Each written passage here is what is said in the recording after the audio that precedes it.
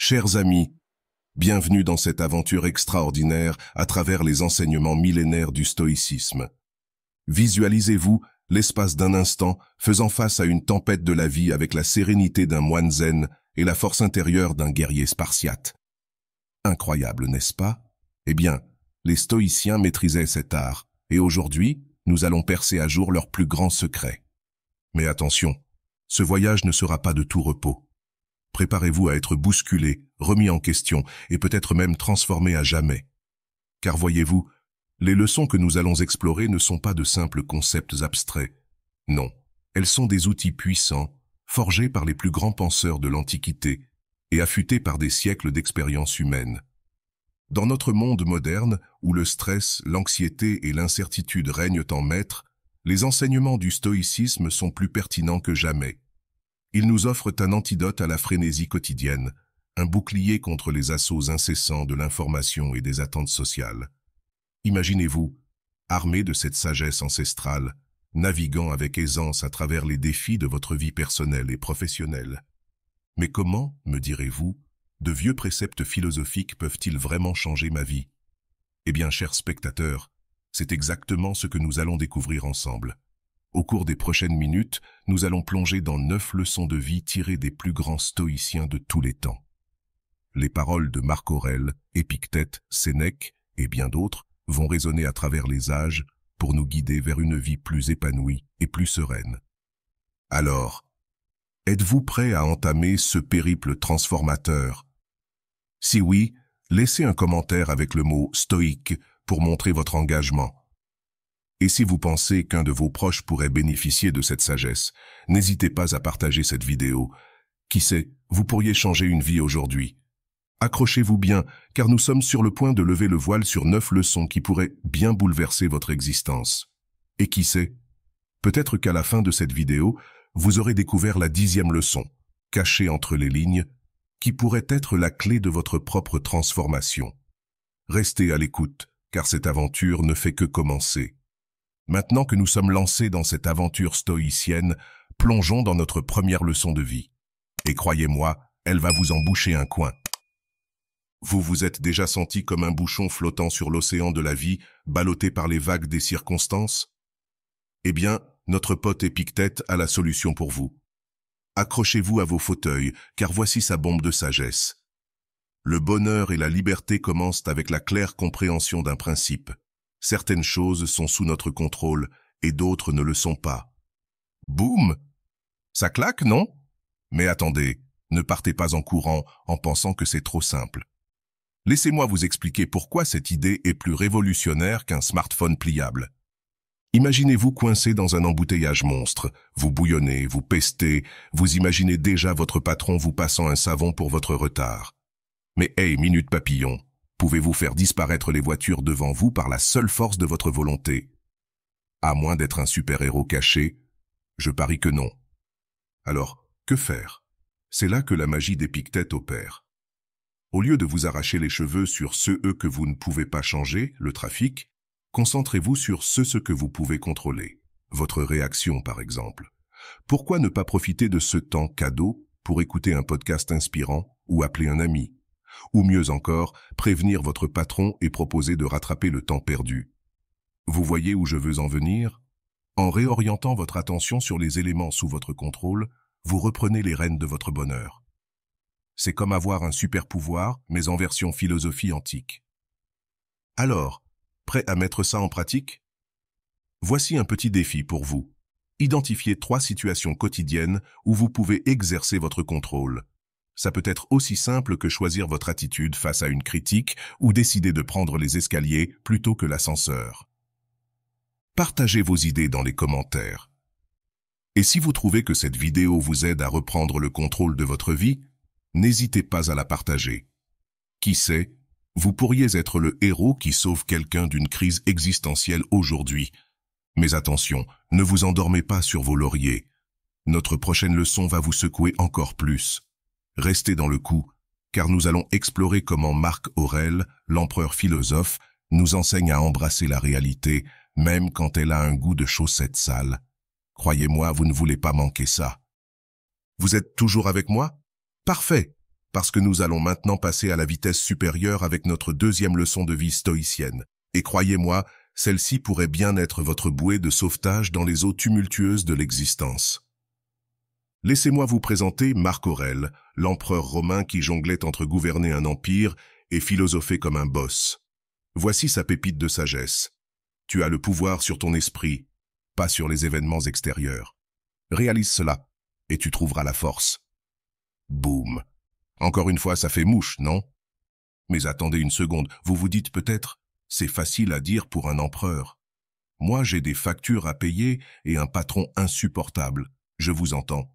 Mais laissez-moi vous expliquer pourquoi cette idée est plus puissante qu'une tasse de café un lundi matin. Visualisez-vous face à une situation qui vous tombe dessus comme une enclume de dessin animé. Disons, une perte d'emploi inattendue. Panique à bord. Mais attendez, respirez un coup. Pouvez-vous changer le fait que vous avez été licencié? Probablement pas. Mais ce que vous pouvez contrôler, c'est votre réaction. Au lieu de vous morfondre, ok, peut-être un peu, on est humain après tout, pourquoi ne pas voir ça comme une opportunité de réinvention? Peut-être que ce job vous pesait depuis des années et que c'est l'occasion de poursuivre votre passion secrète pour l'élevage de lamas? L'acceptation stoïque, ce n'est pas baisser les bras, c'est réaliser que vous avez le pouvoir de transformer les obstacles en tremplin. Alors, comment cultiver ce super pouvoir d'acceptation? J'ai un petit exercice pratique pour vous, la méditation stoïque. Non, pas besoin de vous asseoir en tailleur et de faire « homme », sauf si ça vous chante. Essayez plutôt ceci. Chaque matin, prenez 5 minutes pour visualiser les défis potentiels de votre journée. Imaginez-vous y faisant face avec calme et détermination. C'est comme un entraînement mental pour devenir un ninja de l'acceptation. Si vous trouvez cet exercice utile, laissez un emoji dans les commentaires. Et si vous connaissez quelqu'un qui traverse une période difficile, pourquoi ne pas partager cette vidéo? Vous pourriez être la lumière au bout de leur tunnel. Mais ne vous relâchez pas maintenant. Notre prochaine leçon va vous faire voir la vie sous un angle complètement nouveau. Gardez les yeux rivés sur l'écran, car nous allons plonger dans le concept de vertu selon Zénon de Citium. Et croyez-moi, ça va secouer votre vision du bonheur comme un milkshake bien mélangé. Alors, prêt à continuer notre odyssée stoïcienne? La suite promet d'être encore plus captivante. Nous allons maintenant aborder un concept qui pourrait bien chambouler votre vision du bonheur. Attachez vos ceintures. On décolle pour le chapitre 3. Notre guide pour cette étape de notre voyage. Zénon de Citium, le grand-père du stoïcisme. Et voici sa bombe philosophique.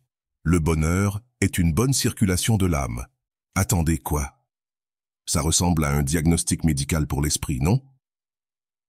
Mais ne vous y trompez pas, cette idée est plus rafraîchissante qu'une glace en plein été. Laissez-moi vous expliquer pourquoi les stoïciens pensent que la vertu est le seul vrai bien, et comment ça peut transformer votre vie. Imaginez un instant que vous avez l'opportunité de décrocher un contrat juteux, mais pour ça, il faut arranger un peu les chiffres. Tentant, n'est-ce pas? Mais attendez une seconde. Selon Zénon, le vrai bonheur ne vient pas de l'argent ou du succès, mais de l'intégrité de vos actions. C'est comme si votre âme avait un podomètre interne. Chaque fois que vous agissez en accord avec vos valeurs, vous faites un pas vers le bonheur. Chaque compromis, en revanche, c'est comme si vous reculiez. Fascinant, non? Mais je vous entends déjà. C'est bien beau tout ça, mais dans le monde réel, l'intégrité ne paie pas les factures. Je comprends. Pourtant, pensez-y. Quel est le prix d'une conscience tranquille? De pouvoir se regarder dans le miroir sans honte? Pour les stoïciens, c'est ça le vrai trésor. Alors, prêt à mettre ça en pratique? Voici un petit exercice pour vous. Prenez 5 minutes pour définir vos 3 valeurs les plus importantes. Courage, honnêteté, compassion. Une fois que vous les avez, essayez de prendre vos décisions en fonction de ces valeurs pendant une semaine. C'est comme un GPS moral. Si vous êtes partant pour ce défi, laissez un emoji dans les commentaires. Et si vous connaissez quelqu'un qui jongle avec des dilemmes éthiques, pourquoi ne pas partager cette vidéo? Vous pourriez les aider à trouver leur boussole intérieure. Mais ne vous reposez pas sur vos lauriers. Notre prochaine leçon va vous connecter à quelque chose de bien plus grand que vous. Restez à l'écoute, car nous allons explorer comment Chrysippe nous enseigne à vivre en harmonie avec la nature. Et croyez-moi, ce n'est pas juste une histoire de câlin aux arbres. Alors, Vous êtes prêts à continuer notre aventure stoïcienne? La suite promet d'être encore plus intéressante. Eh bien, vous voilà encore avec moi? Vous êtes tenace, j'adore ça. Tapez « Je suis prêt » dans les commentaires pour marquer votre présence et préparez-vous, car notre 4e chapitre va vous faire voir le monde d'une toute nouvelle manière. On dirait bien que vous êtes prêts pour une petite dose de sagesse à la Chrysippe. Alors que nous dit ce bon vieux Chrysippe? Tenez-vous bien, vivre en harmonie avec la nature. Quoi, c'est tout? On dirait le slogan d'un camping bio. Mais ne vous y trompez pas, cette petite phrase cache un trésor de sagesse plus précieux qu'une pépite d'or dans un cours d'eau. Pensez-y une seconde. Dans notre monde hyper connecté, on a tendance à oublier qu'on fait partie d'un tout bien plus grand que nos écrans de smartphone. Chrysippe nous rappelle qu'on est comme des feuilles sur l'arbre géant de l'univers. Cool, non? Mais concrètement, ça veut dire quoi? Eh bien, imaginez que vous décidiez de faire un grand ménage dans votre vie. Au lieu de courir après le dernier gadget à la mode, vous vous demandez « Est-ce que j'en ai vraiment besoin ?» C'est comme si vous faisiez un régime, mais pour votre style de vie. Par exemple, au lieu de jeter ce vieux t-shirt, pourquoi ne pas le transformer en chiffon? Ou mieux encore, adopter le compostage. C'est comme être un alchimiste moderne, transformant vos déchets en or vert pour votre jardin. La nature ne gaspille rien. Alors pourquoi le ferions-nous? Maintenant, je vous vois venir. C'est bien joli tout ça, mais je vis en ville, moi. Pas de panique. Voici un petit exercice que vous pouvez faire, même au cœur de la jungle urbaine. Chaque jour, prenez 5 minutes pour observer la nature autour de vous. Ça peut être un arbre dans la rue, un oiseau sur un fil électrique, ou même les nuages dans le ciel. Demandez-vous, que peut m'apprendre cette petite parcelle de nature sur la vie? Vous verrez, c'est comme ouvrir une fenêtre sur un monde de sagesse qu'on a tendance à oublier. La résilience d'une petite plante qui pousse dans le béton, la patience d'un chat qui guette sa proie, la capacité d'adaptation des pigeons en ville. Autant de leçons de vie offertes gratuitement par Dame Nature. Si vous êtes partant pour ce petit défi d'observation, appuyez sur le bouton « J'aime » de cette vidéo. Et si vous connaissez quelqu'un qui a besoin de se reconnecter un peu avec son côté sauvage, partagez cette vidéo. Qui sait, vous pourriez déclencher une petite révolution verte dans votre entourage.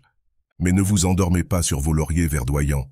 Notre prochaine leçon va vous faire voir le destin d'un tout nouvel œil. Restez branchés, car nous allons plonger dans le concept d'amor fati avec Épictète. Et croyez-moi, ça va être plus excitant qu'une séance de divination chez une voyante. Alors, prêt à continuer notre safari philosophique? Vous êtes toujours là? Formidable! Accrochez-vous bien, car notre 5e chapitre va vous faire voir la vie sous un angle totalement nouveau. Prêt pour une dose d'amour cosmique à la sauce Épictète? Voici la pépite de sagesse qu'Épictète nous balance. Ne demande pas que les événements arrivent comme tu le souhaites, mais souhaite qu'ils arrivent comme ils arrivent. Waouh! C'est comme si on nous demandait d'aimer la pluie pendant nos vacances à la plage. Mais attendez avant de crier au fou. L'amor fati, c'est un peu comme être amoureux du destin. Imaginez que la vie est un DJ cosmique. Au lieu de bouder quand il passe une chanson que vous n'aimez pas, vous décidez de danser quand même. Cool, non? Mais concrètement, ça donne quoi? Eh bien, prenons l'exemple d'un échec professionnel. Disons que vous venez de vous faire virer. Aïe, ça fait mal, mais au lieu de broyer du noir, vous pourriez voir ça comme une opportunité de réinvention. C'est comme si la vie vous offrait un bon d'achat pour une nouvelle carrière. J'entends déjà certains d'entre vous. Facile à dire, mais quand ça fait mal, ça fait mal. Vous avez raison. C'est pourquoi j'ai un petit exercice pratique pour vous aider à cultiver cet amour du destin, le journal de gratitude, version hardcore. Chaque soir, avant de dormir, notez 3 choses pour lesquelles vous êtes reconnaissant. Mais attention, le twist stoïcien, c'est d'inclure au moins un événement difficile ou désagréable de la journée. Par exemple, je suis reconnaissant pour cette dispute avec mon collègue, car elle m'a permis de pratiquer ma patience. C'est comme faire du cardio pour votre résilience émotionnelle. Au début, ça peut sembler bizarre, voire un peu masochiste, mais avec le temps, vous développerez une capacité incroyable à trouver le positif dans n'importe quelle situation. C'est comme avoir des super pouvoirs d'optimisme. Notre prochaine leçon va vous apprendre à devenir un véritable guerrier mental. Gardez les yeux rivés sur l'écran, car nous allons plonger dans les exercices de préparation mentale de Sénèque. Et croyez-moi, c'est plus efficace qu'un double expresso pour affronter les défis de la vie. Alors, prêt à continuer notre randonnée philosophique? La suite promet d'être encore plus renversante. Préparez-vous, car notre 6e chapitre va transformer votre cerveau en véritable salle de gym mentale. Vous êtes prêts pour un entraînement à la Sénèque? Voici la bombe que nous balance Sénèque. Nous souffrons plus souvent en imagination qu'en réalité. Bam! C'est comme si ce vieux sage romain nous disait que notre pire ennemi, c'est souvent nous-mêmes. Qui l'eût cru? Mais attendez, ne partez pas en courant. Sénèque ne nous dit pas ça pour nous déprimer, mais pour nous armer. C'est un peu comme si notre esprit était un muscle. Et devinez quoi? On peut l'entraîner. Prenons un exemple concret. Vous avez une présentation importante qui approche et vous êtes mort de trouille. Votre imagination s'emballe. Et si je bégaye? Et si je trébuche en montant sur scène? Et si un pigeon décide de faire ses besoins sur ma tête, juste avant? Bon, ok, peut-être pas le dernier. Mais au lieu de fuir ces pensées, Sénèque nous invite à les affronter. C'est ce qu'on appelle la visualisation négative. Ça ressemble un peu à un film catastrophe dans votre tête, mais en version thérapeutique. Voici comment ça marche. Imaginez le pire scénario possible. Vraiment, lâchez-vous, vous bégayez, vous trébuchez, et oui, même le pigeon fait son apparition. Maintenant, demandez-vous, est-ce que je survivrai à ça? La réponse est probablement oui. C'est comme si vous faisiez un vaccin mental contre le stress. En vous exposant à vos peurs dans votre imagination, vous réalisez qu'elles sont souvent bien moins terrifiantes en réalité. Mais Sénèque ne s'arrête pas là. Il nous propose un exercice quotidien, la préméditation des mots.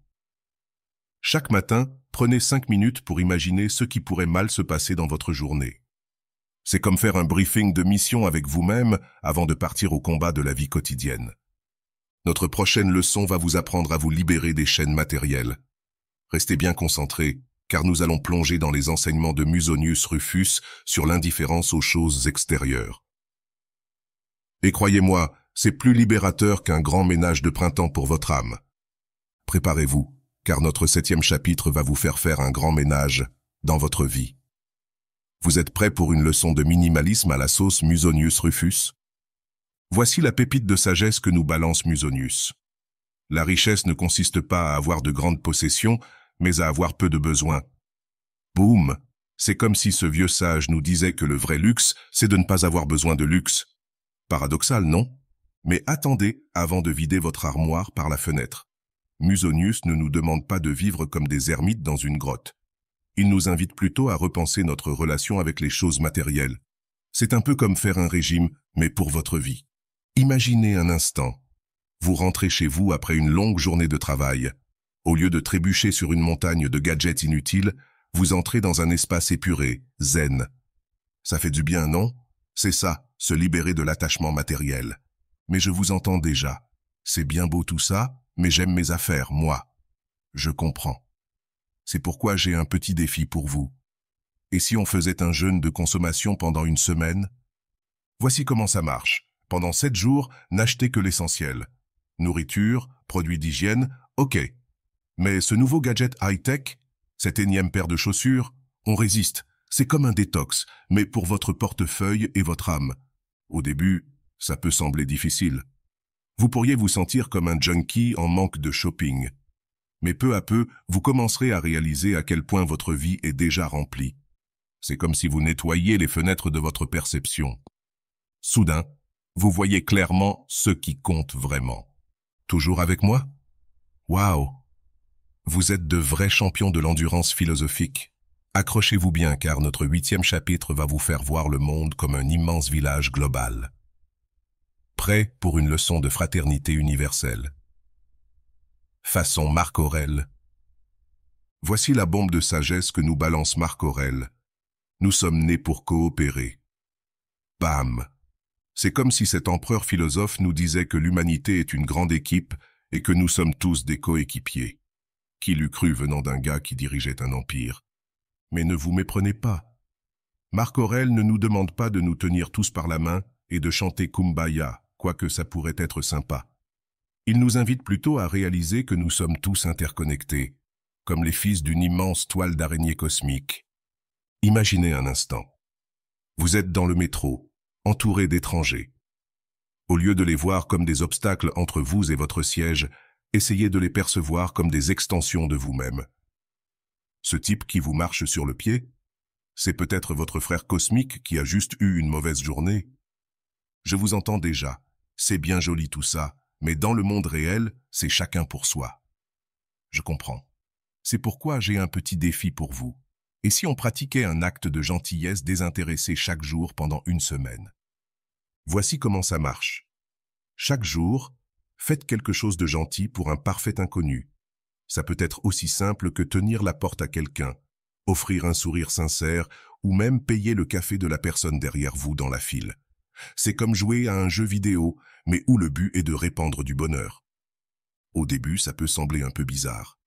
Vous pourriez vous sentir comme un extraterrestre bienveillant infiltré parmi les humains. Mais peu à peu, vous commencerez à ressentir cette interconnexion dont parlait Marc Aurèle. C'est comme si vous ouvriez les yeux sur un réseau invisible de bonté qui relie toute l'humanité. Et nous y voilà, chers amis philosophes.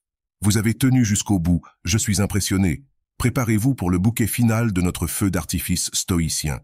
Ce 9e chapitre va transformer toute cette sagesse antique en un véritable mode d'emploi pour votre vie moderne. Vous êtes prêt à devenir un ninja stoïcien du quotidien? Sénèque nous balance cette pépite de sagesse. Ce n'est pas parce que les choses sont difficiles que nous n'osons pas. C'est parce que nous n'osons pas qu'elles sont difficiles. Boum! C'est comme si ce vieux sage nous disait que notre plus grand obstacle, c'est souvent nous-mêmes. Qui l'eût cru? Mais ne vous inquiétez pas, on ne va pas vous demander de méditer 8 heures par jour sur une montagne.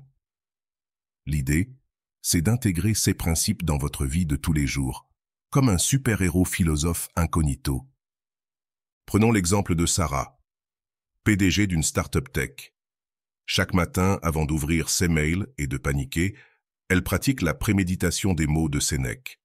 Elle visualise les pires scénarios possibles, un client mécontent, un bug majeur, une panne de café, l'horreur. Résultat, quand les vrais problèmes surgissent, elle est déjà mentalement préparée. C'est comme avoir un bouclier anti-stress. Mais je vous entends déjà. C'est bien beau tout ça, mais ma vie n'a rien à voir avec celle d'un PDG. Pas de panique. C'est là qu'intervient notre exercice pratique. Créez votre routine stoïque personnalisée. Voici comment ça marche. Prenez un moment pour réfléchir à votre journée type. Où pourriez-vous glisser une dose de sagesse stoïcienne? Peut-être un moment de gratitude le matin, même pour les choses difficiles. Rappelez-vous l'amor fati. Ou une pause, perspective cosmique à midi, où vous vous rappelez que vous faites partie d'un tout plus grand. Merci Marc Aurèle. Ou encore un exercice de détachement le soir, en listant les choses matérielles dont vous pourriez vous passer. Clin d'œil à Musonius Rufus. L'idée, c'est de créer votre propre recette stoïcienne, adaptée à votre vie. C'est comme être le chef cuisinier de votre propre développement personnel. Si vous êtes partant pour concocter votre routine stoïque, laissez un mot dans les commentaires. Et pourquoi ne pas partager votre recette? Vous pourriez inspirer d'autres apprentis stoïciens. Et voilà, nous arrivons au terme de notre odyssée philosophique. Mais rappelez-vous, ce n'est que le début de votre voyage stoïcien. Chaque jour est une nouvelle opportunité de mettre ces principes en pratique, de transformer les obstacles en opportunités et de devenir la meilleure version de vous-même.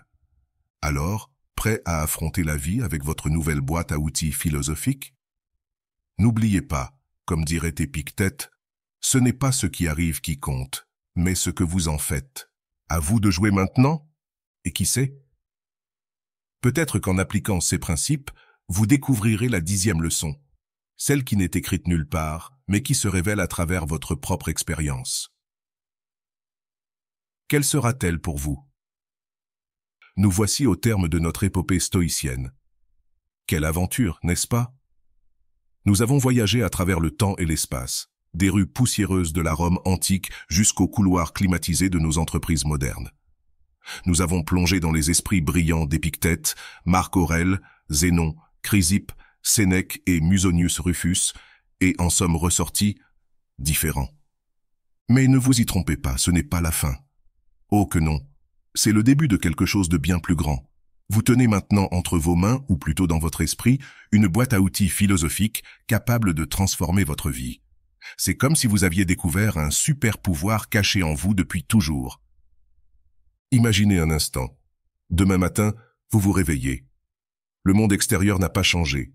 Les embouteillages sont toujours là. Votre patron est toujours aussi exigeant. Et oui, ce pigeon vous regarde toujours d'un air menaçant. Mais vous avez changé. Vous avez maintenant le pouvoir de transformer les obstacles en opportunités, de trouver la paix dans le chaos et de voir la beauté dans les défis. Vous êtes désormais capable de danser sous la pluie de la vie, de trouver la richesse dans la simplicité et de vous sentir connecté à l'humanité tout entière.